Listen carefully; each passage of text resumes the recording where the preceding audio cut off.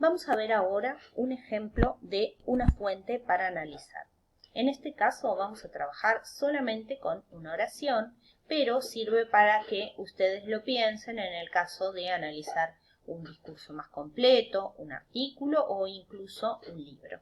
La fuente en cuestión es una frase de Walter Benjamin que dice: si el enemigo triunfa, ni los muertos estarán seguros, y este enemigo no ha dejado de triunfar. Entonces, lo primero que nosotros tenemos que saber es quién es Walter Benjamin. Entonces, Walter Benjamin nació en 1892 en Berlín y murió en 1940 en España. Era de origen judío, su padre era comerciante en Francia, en París, había sido banquero y cuando se radica en Berlín se dedica a la profesión de anticuario. Él fue un filósofo, principalmente se dedicó a estudiar la filosofía de Kant, un crítico literario que hizo trabajos muy profundos sobre la obra de Goethe, de Kafka, de Baudelaire y de Proust. También trabajó como traductor, tradujo los textos de Proust En busca del tiempo perdido y Las flores del mal de Baudelaire y fue un muy prolífico ensayista. Perteneció a lo que se conoce como la Escuela de Frankfurt, que es una corriente filosófica alemana que seguía a Freud, a Marx, a Engels, estudiaba sus textos, pero sin embargo Benjamin fue crítico en muchos aspectos de la Escuela de Frankfurt y no fue miembro pleno de esta escuela ya que tenía algunas diferencias. Con el ascenso del nazismo, Benjamin, que era de origen judío, va a huir de Alemania y se va a radicar en Francia, va a vivir en París, y cuando París cae bajo el dominio nazi, decide exiliarse, intenta exiliarse en los Estados Unidos.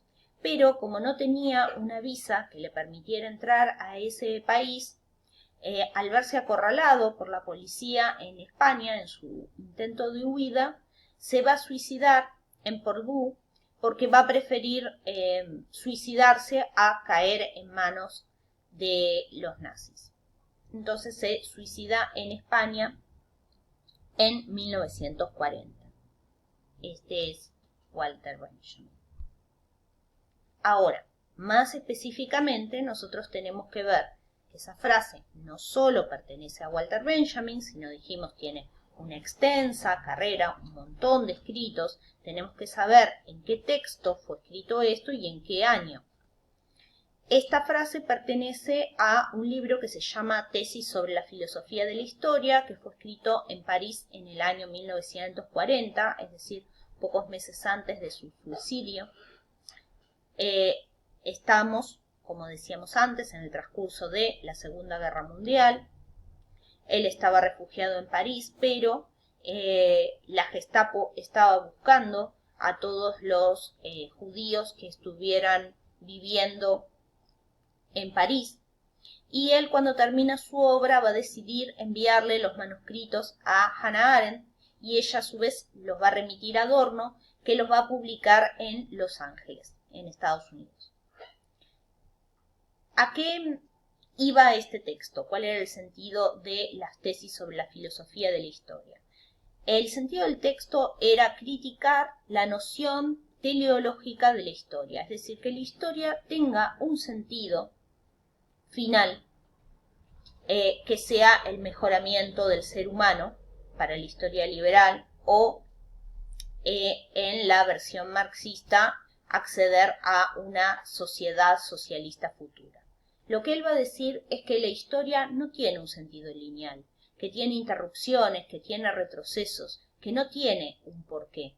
Y va a criticar entonces todas las otras formas de hacer historia que no contemplen esta perspectiva. Entonces, es importante ver que él escribe su texto dentro del materialismo histórico, es decir, dentro del marxismo, pero a su vez es un texto crítico del marxismo. Y eso tiene que ver con que en el momento en que él escribe su obra, además de estar siendo perseguido por los nazis, huyendo para salvar su vida, estaba también muy desilusionado porque en este momento se había llegado al pacto Molotov-Ribbentrop, que era una alianza entre el nazismo y la Unión Soviética. Y eso a él lo había desencantado profundamente sobre el sentido que tenía el accionar de la Unión Soviética.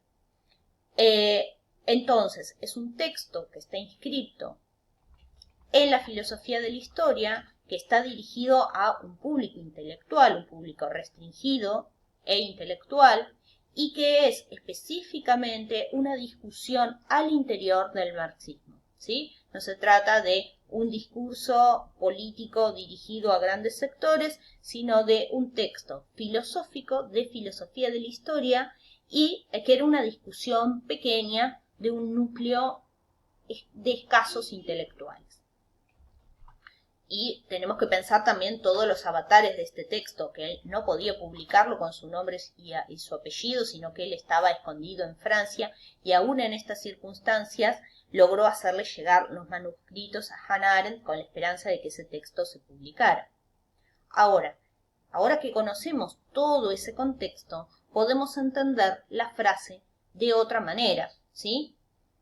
Donde dice, si el enemigo triunfa, ni los muertos estarán seguros, nos queda ahora claro que, para Benjamin, el enemigo es el fascismo, son los gobiernos totalitarios, que estaban en ascenso en esos años. Entonces, también cuando dice, si el enemigo triunfa, ni los muertos estarán seguros, se refiere a que son justamente estos gobiernos totalitarios los que tienen la capacidad de reescribir la historia. Es decir, si ellos triunfan, pueden borrar toda la historia que se ha escrito hasta el momento y reemplazarla por una historia de matriz totalitaria donde ellos sean los que queden bien en esa historia.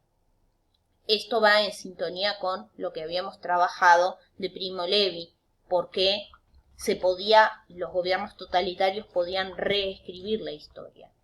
Y la última parte de la frase, y este enemigo no ha dejado de triunfar, también queda más que claro. Cuando decimos este enemigo no ha dejado de triunfar, se refiere a el ascenso sin pausa que había tenido desde comienzos de los años 30 hasta el momento en que él escribe su texto, en 1940, el fascismo.